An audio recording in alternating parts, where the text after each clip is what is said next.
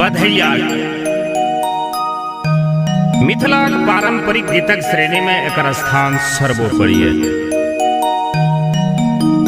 कोनो नेनाक जन्मक पश्चात पमरिया लोकनि ओहि नेना के अपन कोरा में लय झूम झूम नाच नाच अपन भावमय प्रस्तुति के माध्यम ओकर संपूर्ण जीवनक मंगल कामना करे हुनकर माय से अपन पारिश्रमिक मंगैत छथिन।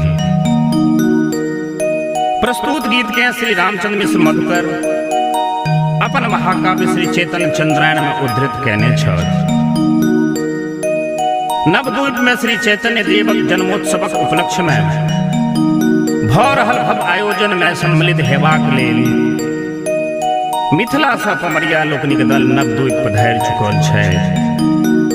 आओ निमाई के माय सा की मंगै छथिन तकरे सुंदर सन स्वर में श्रृंगारिक रूप में सुश्री बरखा झा अहाँ लोकनिक समक्ष प्रस्तुत कऽ रहल छै। सुनील साजन यही गीत के कनप्रिय बनेबा में अपन अतुलनीय श्रमक प्रयोग कयल अछि। एहि गीतक प्रसारण सोनू झा मनोज इंटरटेनमेंट के तत्वाधान में भऽ रहल अछि। और सुनल जाओ बधैया।